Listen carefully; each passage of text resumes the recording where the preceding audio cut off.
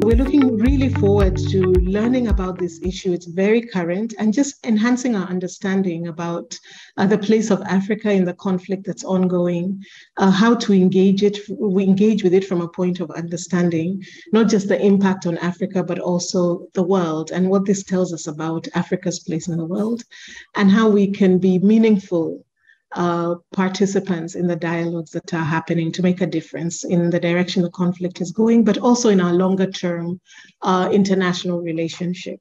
I'm going to present a few comments to frame our discussion, not because my intent is to slant the discussion in any direction, but are coming to this conversation with the same degree of familiarity. And yet still the public debate has been very enriching for all of us. And as far as I can tell, most people are aware of the key highlights, but it's worth trying to repeat them so that in the conversation that proceeds from now on, we have some basic common templates for the conversation. I guess much of the focus on Africa's posture as far as the crisis in Ukraine is concerned emerged when the votes, the two now seminal votes, were held at the United Nations. It kind of catapulted Africa's peculiar orientation to this crisis to the limelight. The first, of course, was the first vote where Africa did, I wouldn't say emphatically, but certainly significantly voted in the majority to require that the Russian Federation withdraws its troops from Ukraine. So there is a UN resolution that Africa on the whole voted in support of, requiring an end to the invasion. Let's not forget that. I mean, in all of the complexity of geopolitics and the rest of it, we have to understand that the way international law functions, though UN resolutions, General Assembly resolutions are generally persuasive, they still have an important moral effect. And most African countries in that regard did vote. Then there was a second vote, an attempt to expel Russia from the Human Rights Council. And unfortunately for some people, the African votes did not align in the way that has been anticipated. The vast majority of African countries either abstained or didn't show up to vote. That then created this narrative about whether or not this notion of non-alignment, which has been a long tradition in African geopolitics, was merely being hijacked to evade much harder discussions about the situation. Because the question was, if you think the invasion is illegal, then should there be consequences for illegal behavior? A lot of African thinkers were of the view that they were willing to support a halt to an illegal act, but they're not willing to punish Russia for it. And that then is when, to my mind, the fault lines and the battle lines were drawn. Should Russia be punished for consequences, or should there be consequences of a punitive nature for an action that most of the world believe is illegal under international law? And some people said, no, they did not feel that punishment was right because it will undermine the ability then to come to a settlement. This is that vote. We are looking at that vote now, where the vast majority of countries in Africa abstained, some even voted against it, and very few voted in favor to expel Russia. Given that Africa has a very interesting tradition of being a house of refuge for the oppressed, all the three Abrahamic faiths fascinatingly recalls this as being a major feature of Africa's pre-colonial history. So in the case of Islam, the Holy Prophet, when he was under severe persecution in Mecca, an attempt to move to Medina was not sufficient. Many of the companions of the Prophet moved to Ethiopia, where they were welcomed by the Negus of Abyssinia. And without doubt, if the Ethiopians had not embraced the fleeing Muslims, Islam today will not be a global religion. It's as simple as that. Many hundreds of years before that, we have the issue of the traditions about the Christ and the massacre of the innocent around his birth, and the fact that angels then appeared to his parents to move to Egypt, another African country, for refuge. Much, much earlier, 2,000 years before then, we have the story of Abraham, when under severe persecution in the Mesopotamia, also found refuge in Egypt. So all the three Abrahamic faiths paint this picture of an Africa that is very strong as a bastion of refuge for the oppressed. Some say that creates two conditions. One is that Africans have to have empathy for the weak in any kind of situation, in inverted commas, but others insist that it actually establishes an ideal of African neutrality that we must respect. Because to be a true refuge, you must be neutral. My sense is that that particular conflict of ideals about Africa's true posture in matters of this nature can be one way we frame the debate. It's neutrality itself, the right conduct, if you want to be seen as an objective arbiter or mediator, or it's empathy with the weak, how you establish your standing as a refuge. The second issue that I wanted to bring up before we frame this is the historical. So Russia is very often seen as the primary inheritor of the Soviet heritage in Africa. The truth of the matter, of course, is that Ukraine was very much part of that Soviet structure, the part of the Soviet structure that was involved in the liberation movement in Africa that you will hear many commentators talk about. How come then it is that very often when the discussion is framed in terms of Africa's historical relationships with that part of the world, it appears as if it's interpreted to mean that Africa has a natural inclination to the Russian cause, or that Africa understands Russia better. It's not too clear why that is. Some argue that a realist posture is the way we should look at this. And that will mean, therefore, that a respect for the rights of great powers and their spheres of influence. Some say that in some respects, Africa is closer to the Russian sphere of influence due to military ties. But then Africa is also very close to some of the allies of Ukraine in this disputation, the European Union, for instance. And some have argued that the same realist arguments could be made to support Africa's self-interest in inclining towards the European view of this matter, which is very much also aligned with the Ukrainian view. So even if you take the realist view that Africans have strong defense ties with Russia as given, you could make an exact opposite argument that because of energy politics, some African countries seeing themselves as potential suppliers of energy to Europe, there is an entirely valid realist basis also to view the Ukrainian situation as more favorable if Africa was to qualify. So in simple terms, realism doesn't resolve this matter for us. Just simply saying realism is not a sufficient basis for viewing a resolution to be in sight. It is true that overall, though Ukraine does have defense ties with Africa, a decade ago, Ukraine exported about $1 billion in defense services to Africa, so it's a significant player. Russia is by far, the bigger player when it comes to defense ties with Africa. And some have argued, therefore, that a lot of African governments have very strong bases then to view this matter as almost a quasi-security pact. We don't forget, and often it's easy for us to forget, but we don't forget that even if African countries represented by their leaders take a certain posture, that does not always necessarily reflect citizen opinion. And some of the data that is now available from opinion polling will show that in some countries where you have very strong pro-Russian or pro-Ukrainian sentiment, the alignment is not always perfect between leadership and citizens. So you take Uganda, for instance, a country where the administration is particularly inclined towards the Russian perspective. Yet the vast majority of Ugandans incline towards the Ukrainian perspective. And then you have countries like Mali, where it's the other way around. And we have to therefore be very careful when we are trying to understand the shades of opinion in Africa by not presuming that the official gestures of African states necessarily reflect the overall opinion and the shifts in opinion in Africa. My last point then brings us to this issue of organized hypocrisy. If, as many people argue, it's in the favor of Africa that the rules-based international system, the multilateral system, be reinforced, because Africa tends to be one of those regions in the world that is badly treated in the international system, and therefore a rules-based system is in the interest of Africa.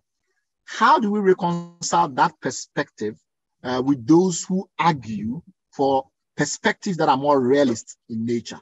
That is to say, issues around spheres of influence, issues around superpower and great power competition, etc.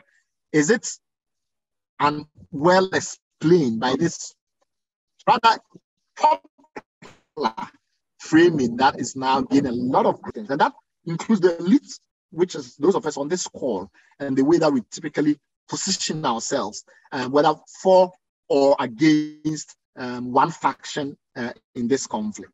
So those are primarily my thoughts.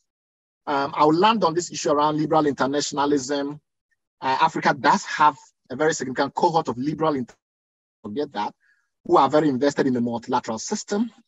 Within the global architecture of governance, a number of major heads of multilateral institutions are actually African, from WHO and WTO to IFC. So there is a constituency in Africa that sees international law as being the paramount way to frame this matter. And these liberal internationalists are not necessarily merely parroting the Western line. They have peculiar African positions on this issue around the rules-based international order. And I think we can start the conversation by trying to establish, in that sense, what should be Africa's unique contribution to the search for peace in Ukraine. Not only Ukrainians are suffering, but also we see that there are global repercussions that, for example, influence food and fuel prices in many countries, increased migration, and governments are pushed to increase military budgets. And we see also that Russians are constantly blackmailing the world with their nuclear strikes. So definitely that kind of aggression cannot be tolerated. And we feel the support of the people from many countries, from different continents. So I think that such a struggle that Ukrainians are leading now for existence, for freedom, for independence against tyranny can be understood by any society and in any corner of the globe, of our planet. All of the African continent has suffered from the impact of the conflict in Ukraine. But of course, I would say there's no conflict anywhere in the world that is necessary. And especially post-World War II, we had set up a mechanism to ensure we stop conflicts, we resolve conflicts as quickly as possible. But here, once more, we see unnecessary conflict, unjustifiable conflict, and you feel or you see the mechanisms that we have put in the international community have not been able to resolve the conflict at the expense of innocent lives, at the expense, of course, the lives of those people who are impacted directly by the conflict in Ukraine, innocent civilians, women and children, men, women and children, but also at the expense of many other people in the global population that are suffering from the impact of the conflict in Ukraine. We could see in the last 6 months or so over 50% rise in fuel prices in Africa. In some cases, over 100% increase in prices of some key supplies, such as even paper. We also have seen a huge diversion of aid that was allocated to African continent, and now that aid is actually now sent to address the humanitarian crisis that is a result of the conflict in Ukraine. So we see a huge cutting of funding from quite a lot of countries in Europe that were actually are already committed to providing that support. Africa probably has been the continent over the last 60 years that has suffered the most from conflicts. Of course, most of those conflicts are internal, civil wars, rebels, etc. But we have suffered, so we not wish for that to happen anywhere else, and especially because a conflict like the one we are seeing between Russia and Ukraine is unjustifiable, unnecessary, and negatively impacts the global economy. To my mind, and I'll stick with food, not fuel. Fuel is a separate thing. I think fuel is like affected the whole world badly, so I won't go into that. It's not my speciality. But on food, we're mainly talking about wheat and oilseeds. Those are the two sort of key exports from Ukraine and Russia that have been blocked, and that's what's attracted most attention. So let's look at the impact of that. I'm not an expert on this. I am involved directly and have been for 25 years in food production and export from mainly from Uganda, and I've also I'm in northern Uganda at the moment in Gulu, and I've spent a lot of time talking to people about this. So, what are the impacts of reduced wheat, reduced oilseeds, and higher priced wheat and oilseeds? The question is where you're sitting in Africa. So, in those parts of Africa that I talk about. So there's the rural Africa and the urban Africa. And that rural-urban distinction is very important because you cannot just say, well, in Uganda it's like this, or in Kenya it's like that. If you live in a Kenyan slum or a Kenyan urban area or a Ugandan rural area where you're a subsistence farmer, the conditions, the way you're impacted by this war is fundamentally different. It's not the same for everybody. It's very, very different. So I'll explain why. Those two commodities, wheat and oil, basically cooking oil, oilseed. So let's deal with each one independently. Regarding wheat, that product is not consumed in rural Africa. Almost totally not consumed. It's consumed almost primarily in urban areas. So it's consumed in the form of bread, and it's generally like white bread, chapatis, which are sort of like flatbreads, and mandazis, which there are various names in various countries. It's like a fried dough. So it's basically wheat is consumed in the form of, to put it bluntly, fast food stroke junk food in urban areas. That's the path of wheat into Africa. It doesn't go into the rural areas because one, it's expensive. Two, the people don't have access to those sorts of facilities that transform it from its raw form into bread and chapatis and that. And three, in the rural areas, people produce their own food and they produce it generally. And I'm generalizing here. I'm not talking about the current situation in the Horn of Africa, which we know is terrible, but overall, food is produced in excess in most of rural areas in sub-Saharan East and Southern Africa. So the impact in the urban areas has been to increase the price of wheat-based food. In the rural areas, and I'm sitting in a rural area right now, and I've been speaking to farmers, I can tell you that the impact has been a net extreme positive. And that's not to detract from any of the suffering or anything in Ukraine. This is nothing. That's not a political question. This is you ask the question: what is the impact of the blockade on wheat and blockade on exports from Ukraine on rural Africa? And the impact, I would argue, is positive. So what does that mean in terms of numbers of people that we're talking about? We're talking about the majority because there are various levels of urbanization. In Uganda, 85% of people live in rural areas and are subsistence farmers.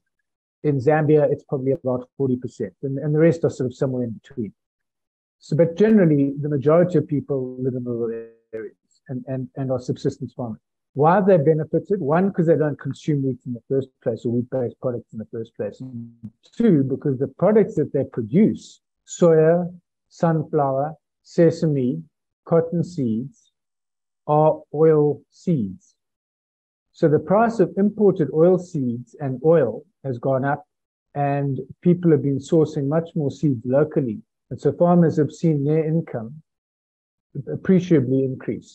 This time last year, farmers were getting 1,200 shillings per kg for soya. Now they're getting 2,500. So it's more than double.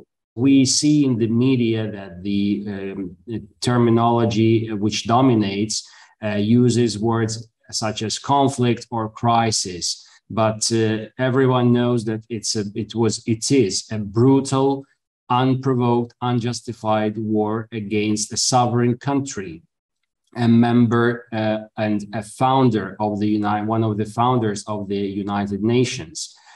And it is very important to call the invasion of Russia as a war, not just a crisis, because when you are talking or mentioning crisis, that means that it has some probably internal nature. The Russian war against Ukraine started in 2014 when Russia illegally annexed the Crimean Peninsula and occupied parts of Donbass, of Donetsk and Luhansk regions. And since then, Russian troops were inside the Ukrainian territory, on the Ukrainian soil. And also why we call the occupied territories as temporary occupied, that's because we are sure and that those territories will be liberated by Ukraine sooner or later, and we will never give up our territories. The pure reason of that crisis is the Russian aggression and the blockade of the Ukrainian ports. And it has nothing to do with the international sanctions imposed on Russia, since those sanctions were not applied or imposed on Russian food, stuff, and grain exports, as well as fertilizers. Africa was and still really could face terrible consequences if the Russian aggression continues. So Ukraine has always been considered as a breadbasket of the world, and the dependency of numerous African states on the supplies of grains from Ukraine is very, very essential, very considerable. That's why Ukraine strives to prove itself as a reliable partner who can fulfill its obligations and continue supplying the vitally important foodstuff and grains to Africa. What we see and witness now in Ukraine, it can be easily called as a genocide of Ukrainian people, because you know that whole cities were demolished and brought to the ground, such as Mariupol. Mariupol was and is a 99% Russian-speaking city. But despite that, Russians completely destroyed that city and wiped it out. And it was an act of a genocide, a clear genocide. And so some countries in Africa also had gone through similar genocides, maybe of different nature or different scale, but they know what genocide is. So from my perspective, that would be very necessary and also at the same time easy to explain the nature of the events and the crimes that are being committed by the Russian army. And of course, we insist on bringing all those perpetrators, military and civil perpetrators, to justice as soon as possible. And so when I go back to your original comments that the African countries are choosing between neutrality and empathy, I would argue, choose your self-interest. It is in the African continent and the African countries' its self-interest to ensure that borders are indeed inviolable. Because if we begin to accept a constant warring on borders that have been set in many cases by former empires, by happenstance, by circumstance, then what we would see in continents like Africa would be bloodshed of a scale that no one wishes to see. And if you juxtapose that, with the UN's inability to stop it today, with the lack of an international security regime that can put an end to that, then you're looking at a free-for-all in terms of violence, a free-for-all in terms of attempts to control and to use arguments such as ethnic groups, language, as a reason to violate borders. So I would argue that the precedents of this illegal war violate the African commitment to multilateralism. They violate the international rules post-World War II that maintain the peace, that to a large extent maintain peace on the African continent. They violate the hopes that we all have for non-proliferation of nuclear weapons. If a nuclear country such as Ukraine, the second largest holder of nuclear weapons at the end of the Soviet Union, gave up its nuclear weapons voluntarily in the effort to join the world of non-proliferation, to make the world a safer place, and in return, the security assurances it was provided in the Budapest Memorandum are null and void. In fact, one of the signatories, Russia, invades the country. Then how can we work together on the safety of the globe, on non-proliferation? This precedent is not in the self-interest of the African continent. The second element I would argue that is in the interest of African countries is to look at Russia as it is. It is a colonial power. And to the extent that Africa's recent history, to a large degree, has been shedding the vestiges of colonialism, then I think there should be a unity with Ukraine to see that this is what is happening. Russia is a colonial power trying to enforce its colonialism on Ukraine. This is hundreds of years of history. The Russian Tsarist Empire, the Soviet Union, and now the Russian Federation. To allow a colonial power to blackmail the world overnight with food, with energy, with nuclear power is not the same as having a development policy. I would ask for the empathy of all people who understand the humanitarian crisis that's been caused, the horrific tragedy and torture that's occurring. And I think many Africans, unlike many Europeans and many North Americans, know from the recent history what this violence does to your society, what the trauma that's induced by this causes. So I think there has got to be great empathy. But I would argue, look at your self-interest. This precedent could violate everything that is dear to the African continent's peace and to its potential development, to its further rise in economic power.